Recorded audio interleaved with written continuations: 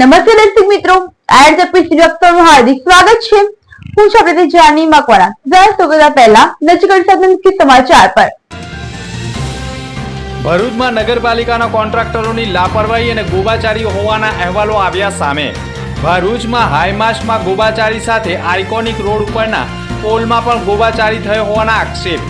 પાલિકાએ વારંવાર નોટિસ આપતા આખરે મક્તમપુરમાંથી હલકી કક્ષાના ઉપયોગમાં લેવાયેલા હાઈમાસ્ટ દૂર કરાયા। અંકલેશ્વરમાં કન્ટેનરમાં ઘાસની આડમાં મોટા પ્રમાણમાં વિદેશી દારૂની હેરાફેરીનું કૌભાંડ ઝડપાયું। સ્થાનિક પીઆઈ અને પોલીસે બાતમીના આધારે કન્ટેનર સાથે એકની કરી ધરપકડ। અંકલેશ્વરના પિલુદ્રા ગામે આરસીસી રસ્તાનું કામ ચાલુ વરસાદમાં થતા વિડીયો વાયરલ। રોડની ગુણવત્તાને લઈને અનેક સવાલો।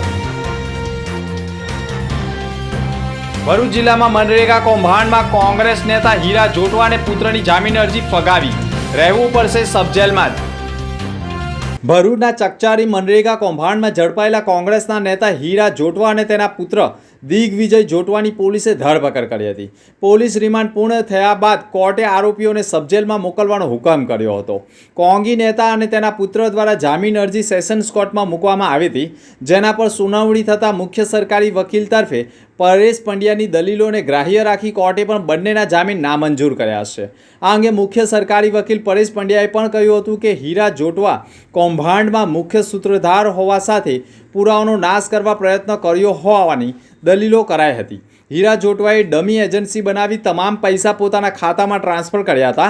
આ તરફ વકીલે હીરા જોટવા હાર્ટ પેશન્ટ હોવાની અને રાજકીય અગ્રણી હોવાથી રાજકીય રંગ આપવા આરોપી બનાવ્યા હોવાની દલીલ કરી હતી, જો કે કોર્ટે તે ગ્રાહ્ય રાખી ન હતી। અત્રે ઉલ્લેખનીય છે કે મનરેગા કૌભાંડમાં અત્યાર સુધી 10 જેટલા લોકોની ધરપકડ થઈ ચૂકી છે। ભરૂચ નગરપાલિકાની હદ વિસ્તારમાં આવતા હાઈમાસ્ટ લગાવવામાં આવ્યા હતા, જેમાં ભરૂચ નગરપાલિકાના પ્રમુખના જ વોર્ડમાં હાઈમાસ્ટ લગાવવામાં ગોબાચારી કરી હોવાની ઘટનાએ ભારે હાહાકાર મચાવતા તાજેતરમાં જ લાઇટ કમિટીના કોન્ટ્રાક્ટરે ભરૂચમાં લગાવેલા હાઈમાસ્ટ ટેન્ડર મુજબ ન હોય અને સસ્તા લગાવી ગોબાચારી કરી હોય, તેમજ ભરૂચ મામલતદાર ભૃગુઋષિ બ્રિજની કલેક્ટર કચેરીની આજુબાજુમાં પણ 32 જેટલા આઇકોનિક પોલ લગાવવામાં પણ ટેન્ડર મુજબ પોલ ન લગાવી ગોબાચારી કરી હોવાની ફરિયાદોના પગલે કારોબારી ચેરમેને પણ ફરિયાદ મળતા જ આ બાબતે તપાસ કરવામાં આવતા હાઈમાસ્ટમાં અને આઇકોનિક પોલમાં ટેન્ડર મુજબનું કામ ન થયું હોય અને હલકી ગુણવત્તાવાળા પોલ લગાવ્યા હોવાનું સામે આવતા ભરૂચ નગરપાલિકાના ચીફ ઓફિસરે કોન્ટ્રાક્ટરને 3 મહિનામાં 5 જેટલી નોટિસ ફટકારી ખુલાસો માંગતા કોન્ટ્રાક્ટરે પણ પોતાની ભૂલ સ્વીકારી સુધારો કરી આપી પોલ અને હાઈમાસ્ટને દૂર કરી ટેન્ડર મુજબના હાઈમાસ્ટના પોલ લગાવી દેવામાં આવશે તેવી બાહેધરી આપી હોવાની માહિતી સપાટી ઉપર આવી છે। છેલ્લા 3 મહિનાથી લાઇટ કમિટીના કોન્ટ્રાક્ટરને ચીફ ઓફિસરે નોટિસો આપી ખુલાસો માંગ્યો હોવાની વાત ચર્ચાનું કેન્દ્ર બનતા મોડે પણ વિપક્ષે મેદાનમાં ઉતરી નગરપાલિકાના લાઇટ કમિટીના કોન્ટ્રાક્ટરે ભ્રષ્ટાચાર કરી કૌભાંડ કર્યો હોવાના આક્ષેપ સાથે મેદાનમાં ઉતરતા અત્યાર સુધી વિપક્ષીઓ કેમ આળસ ખંખેરતા ન હતા, નગરપાલિકામાંથી જ વાત લીક થતાં વિપક્ષે તાત્કાલિક મુદ્દાને ઉઠાવી લઈ સત્તા પક્ષની સામે આક્રોશ સાથે રોષ ઠાલવતા હોય તો અત્યાર સુધીમાં વિપક્ષે આ બાબતે નગરપાલિકાને પોલની રજૂઆત કેમ ન કરી તેવા પ્રશ્નો પણ લોકોમાં ચર્ચાનું કેન્દ્ર બન્યા છે। અત્રે ઉલ્લેખની બાબત એ પણ છે કે ભરૂચમાં દશામાના વ્રતની ઉજવણી થઈ રહી છે અને પૂર્ણાહુતિના સમયે વહેલી સવારે સૂર્યોદય થતાં જ પહેલાં દશામાને વિસર્જન યાત્રાઓ નીકળતી હોય છે, પરંતુ કોન્ટ્રાક્ટરે ભરૂચના વિવિધ વિસ્તારોમાંથી હાઈમાસ્ટ ઉતારી લેતા અંધારપટ છવાયો છે, જેના પગલે દશામાના વિસર્જન પહેલાં વિસ્તારોમાં નવા હાઈમાસ્ટ લગાવવામાં આવે તે બાબતે કારોબારી ચેરમેન હેમેન્દ્ર પ્રજાપતિએ પણ કોન્ટ્રાક્ટરને કહી દીધું છે। દશામાના વિસર્જન પહેલાં ઉતારેલા હાઈમાસ્ટ લગાવવાની ચેતવણી પણ આપી દેવામાં આવી છે અને ભરૂચ નગરપાલિકાના પ્રમુખે પણ સમગ્ર હાઈમાસ્ટ મુદ્દે પોતાની પ્રતિક્રિયાઓ રજૂ કરી છે। ભરૂચ નગરપાલિકામાં વોર્ડ નંબર 6 માં સરકારશ્રીની ગ્રાન્ટમાંથી 14 નંગ હાઈમાસ્ટ પોલનું કામ મંજૂર થયેલ હતું, જે અનુસંધાને અત્રેથી ટેન્ડરિંગની કામગીરી કરી અને ઇજારદારને 11/3/2025 ના રોજ વર્ક ઓર્ડર આપવામાં આવેલ હતું। ઇજારદારની કામગીરીમાં 14 હાઈમાસ્ટ ઉભા કરવાના હતા। ઇજારદાર દ્વારા કામગીરી શરૂ કર્યા પછી 6 જેટલા હાઈમાસ્ટ નાખવામાં આવેલ હતા, પરંતુ આ બાબત અમારા ધ્યાને આવેલ કે અમે 12 મીટરના હાઈમાસ્ટ માંગેલા હતા અને ઇજારદારે 10 મીટરના હાઈમાસ્ટ માંગેલા હતા, એટલે નગરપાલિકા દ્વારા 24/4/2025 ના રોજ પ્રથમ નોટિસ આપી ઇજારદારનું કામ અટકાવવામાં આવેલ હતું અને સ્પેસિફિકેશન મુજબના જ કામ હાઈમાસ્ટ નાખે એ મુજબ એમને નોટિસ આપવામાં આવેલ હતી અને બાકીના જે 8 હાઈમાસ્ટ નાખવાના હતા એ પણ કામગીરી આ બદલે પછી જ કરવા માટે એમને નોટિસ આપવામાં આવેલી હતી. ત્યાર પછી 28/4/2025 પણ નોટિસ આપી, 3/5/2025 પણ નોટિસ આપી અને આખરી નોટિસ 7/7/2025 આપવામાં આવેલ હતું. જે અનુસંધાને ઇજારદારે રજૂઆત કર્યા મુજબ 12 મીટર હાઈમાસ્ટ નો ઓર્ડર અને એ બધું મટીરિયલ એને મંગાવી લેવામાં આવેલ હતું. અમે ટીપીઆઈ એજન્સી અને અમારી પીએમસી એજન્સી મારફત પરમ દિવસે એના મટીરિયલની પણ ચકાસણી કરી લીધેલ છે અને એ મુજબ જે નવા સ્પેસિફિકેશન મુજબના મટીરિયલ જણાતા એને એ હાઈમાસ્ટ નાખવા માટે અમે સૂચના આપી.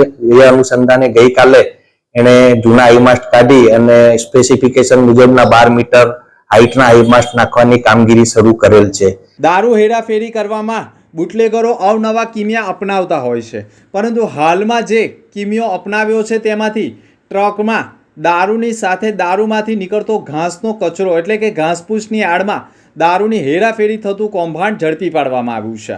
પોલીસ મથકના પીઆઈ વીયુ ગડરિયા તેમની ટીમ સાથે તપાસમાં હતા તે દરમિયાન બાતમી મળી હતી કે રાજપીપળા ચોકડી પાસે વર્ષા હોટલની સામે સુરતથી ભરૂચ જતા રોડ ઉપરથી એક કન્ટેનર નંબર RJ11 GC 4943માં ઘાસની ઘાસડીઓની આડમાં મોટા પ્રમાણમાં વિદેશી દારૂ લઈ જવાય છે. જે બાતમીના આધારે આવેલા કન્ટેનરને રોકી તપાસ કરવામાં આવતા તેમાં મોટા પ્રમાણમાં ઘાસ મળી આવ્યું હતું, પરંતુ તેની અંદર તપાસ કરવામાં આવતા જે પ્રકારે ઘાસની પૂળીઓની અંદર કેરીનો જથ્થો રાખવામાં આવે છે તે પ્રકારે કેરીના જથ્થાની જગ્યાએ દારૂની પેટીઓ સંતાડેલી જોવા મળી હતી. જેમાં ચાલક મુસ્તકીમ શોકત ખાન ઉંમર વર્ષ 21 ને ઝડપી પાડી પૂછપરછ કરતા તેણે અન્ય લોકોના નામ કબૂલ્યા હતા, જેમાં આદિલ ખાન, શાહરૂખ ખાન, શાકીર અને અન્ય મુદ્દામાલ મોકલનાર સામે વોન્ટેડ જાહેર કરી કાયદેસરની કાર્યવાહી કરી છે. પોલીસે ઘટના સ્થળથી મોટા પ્રમાણમાં 35,02,760નો મુદ્દામાલ જપ્ત કરી એક આરોપીની ધરપકડ કરી લીધી છે.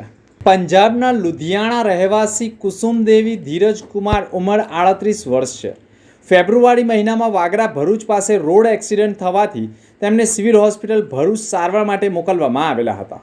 કુસુમદેવીને પગના ફ્રેક્ચર થવાથી પથારીવંશ થઈ ગયા હતા, પરંતુ માનસિક રીતે અવસ્થ હોવાથી સારવાર થઈ શકી નહીં. સેવા યજ્ઞ સમિતિના અનાથ ઘરડા ઘરમાં કુસુમદેવીને સિવિલ હોસ્પિટલમાંથી આશ્રય માટે લવાયા હતા. સેવા યજ્ઞ સમિતિ સંસ્થાના સ્વયંસેવક હિમાંશુ પરીખે કુસુમદેવી સાથે વાત કરી, પરંતુ તેઓ કશું જ બોલતા ન હતા કે સમજતા પણ ન હતા. ઘણું સમજાવવા છતાં પણ ઓપરેશન માટે તૈયાર ન હતા. આથી માનસિક રોગના ડૉક્ટર સુનિલ સોત્રીય સાહેબ પાસેથી તેમની સારવાર ચાલુ કરાવી હતી. કુસુમદેવીમાં 3 મહિનાની સારવારમાં તેમનામાં ઘણો ફેર પડ્યો હતો. આખરે ઘણા સમય પછી કુસુમદેવીએ આપેલ એડ્રેસ લુધિયાણા પંજાબનું હતું. સંસ્થાના સ્વયંસેવકોએ લુધિયાણા પોલીસનો કોન્ટેક્ટ કરતા પોલીસે ત્વરિત કાર્યવાહી કરી તેમના પરિવારને શોધી કાઢ્યા હતા. કુસુમદેવીના પતિ ધીરજ કુમારના કહેવા મુજબ તેમને 4 બાળકો છે અને 22 જાન્યુઆરી 2025ના રોજથી ગુમ થઈ ગયા હતા. તેમને ત્યાં પોલીસ ન્યૂઝપેપર કટિંગમાં પણ જાણ કરી હતી, છતાં મળી આવ્યા ન હતા. ત્યારે સેવા યજ્ઞ સમિતિએ એક અનોખું કામ કર્યું છે અને પતિ સાથે પત્નીનું મિલન પણ કરાવ્યું છે. मैं धीरज कुमार बिहार का रहने वाला हूँ. लुधियाना में प्राइवेट नौकरी करता हूँ. हमारी पत्नी गुम हो गई थी. मैंने बहुत ही कोशिश किया. मैं तो निराश हो गया था, मगर हिमांशु भैया के चलते मेरे को एड्रेस पूछते पूछते, और मैं शुक्रिया उनको करना चाहता हूँ जिन्होंने डॉक्टर मानसिक रोग के डॉक्टर साहब का नाम मैं नहीं जानता हूँ, फिर भी वो हमारे भगवान के रूप ही थे, जो इनको मेरे वाइफ को बहुत तरह से अच्छा से इलाज कराए और बोलने का साहस दिया. उन्होंने एड्रेस बताई. फिर हमने एड्रेस लेकर हिमांशु भैया के मोबाइल से पे बहुत ही आग्रह किया और उन्होंने बहुत साहस मेरे को दिया और बहुत ही प्रेफरेंस दिया. उन्होंने आने का भी और जाने का भी, और मुझसे खाना भी खिलवाया. और बहुत ही ईमानदारी और निष्कर्म से बहुत अच्छा से सेवा की है. अब मैं उनको बहुत बहुत धन्यवाद देता हूँ. और अच्छा, कितने सालों बाद मिली आपकी बीवी? ये 6 महीने बाद मिली है. પત્રકાર પરિષદમાં ક્ષેત્રીય આયુક્ત અધિકારી ધનવંતસિંહ અધ્યક્ષતામાં એક પત્રકાર પરિષદ યોજાઈ હતી, જેમાં કેન્દ્ર સરકાર દ્વારા શરૂ કરાયેલી પ્રધાનમંત્રી વિકસિત ભારત રોજગાર યોજનાનો હેતુ દેશમાં રોજગારોનું પ્રમાણ વધારવાનો છે અને આ યોજના અંતર્ગત નવો કર્મચારી ભરતી કરનારાઓને તો ભવિષ્ય નિધિ પીએફ યોગદાનમાં પણ સરકાર તરફથી સહાય આપવામાં આવે છે, જેથી નોકરી આપનારા નિયોક્તા માટે નોકરી આપવી વધુ સરળ બને છે અને રોજગારીની તકો પણ વધે છે. અધિકારીઓએ પત્રકારો સમક્ષ કહ્યું હતું કે વિગતો રજૂ કરતાં કહ્યું છે કે પત્રકાર માધ્યમથી વધુમાં વધુ નાગરિકો સુધી માહિતી પહોંચે એ મુખ્ય ઉદ્દેશ છે. પત્રકારો સમાજ અને સરકાર વચ્ચે એક મજબૂત કડી તરીકે કામ કરે છે અને આવી લોકહિતની યોજનાઓનું સચોટ અને વ્યાપક પ્રસારણ કરી શકે તે માટે પત્રકાર પરિષદ થકી તમામ માહિતી પૂરી પાડવામાં આવે છે. भारत सरकार ने प्रधानमंत्री विकसित भारत रोजगार योजना लागू की है, जिसका मुख्य उद्देश्य है नए रोजगार के अवसर सृजित करना और रोजगार में स्थिरता लाना. ये स्कीम की अवधि 1 अगस्त 2025 से 31 जुलाई 2027 तक है. 2 वर्ष के लिए स्कीम रहेगी. स्कीम के 2 पार्ट हैं. पार्ट ए में जो बेनिफिट है वो नए एम्प्लॉयज के लिए है. जो भी नया एम्प्लॉय ज्वाइन करेगा 1/8/2025 के बाद और उसको पीएफ की मेंबरशिप मिलती है, तो ऐसे एम्प्लॉय को सरकार की तरफ से 1 माह का वेतन दिया जाएगा. ये राशि 2 किस्तों में दी जाएगी. पहली जो इंस्टॉलमेंट है वो 6 महीने की सर्विस के बाद मिलेगी और दूसरी किस्त 12 महीने के बाद मिलेगी. इसी तरह स्कीम बी में जो इंसेंटिव है वो एम्प्लॉयर्स के लिए है.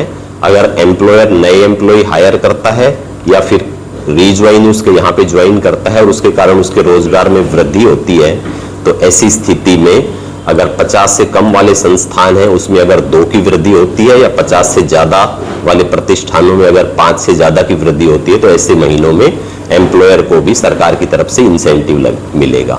जो इंसेंटिव की राशि होगी वो 1,000 रुपये से 3,000 रुपये तक होगी और ये जो दोनों तरह की पेमेंट है, एम्प्लॉय वाला भी और एम्प्लॉयर वाला भी, इनकी डायरेक्ट पेमेंट उनके बैंक अकाउंट में की जाएगी. अन्य मुख्य समाचार पर फरी एक नजर. ભરૂચમાં નગરપાલિકાના કોન્ટ્રાક્ટરોની લાપરવાહી અને ગોબાચારી હોવાના અહેવાલો આવ્યા સામે. ભરૂચમાં હાઈમાસ્ટમાં ગોબાચારી સાથે આઇકોનિક રોડ ઉપરના પોલમાં પણ ગોબાચારી થયો હોવાના આક્ષેપ. પાલિકાએ વારંવાર નોટિસ આપતા આખરે મક્તમપુરમાંથી હલકી કક્ષાના ઉપયોગમાં લેવાયેલા હાઈમાસ્ટ દૂર કરાયા. અંકલેશ્વરમાં કન્ટેનરમાં ઘાસની આડમાં મોટા પ્રમાણમાં વિદેશી દારૂની હેરાફેરીનું કૌભાંડ ઝડપાયું. સ્થાનિક પીઆઈ અને પોલીસે બાતમીના આધારે કન્ટેનર સાથે એકની કરી ધરપકડ. અંકલેશ્વરના પિલુદ્રા ગામે આરસીસી રસ્તાનું કામ ચાલુ વરસાદમાં થતા વિડીયો વાયરલ. રોડની ગુણવત્તાને લઈને અનેક સવાલો. ભરૂચ જિલ્લામાં મનરેગા કૌભાંડમાં કોંગ્રેસ નેતા હીરા જોટવાને પુત્રની જામીન અરજી ફગાવી. રહેવું પડશે સબ જેલમાં જ. તો અત્યાર સુધીના સમાચાર. આવતીકાલે ફરી મળીશું નવા સમાચાર સાથે. નમસ્કાર.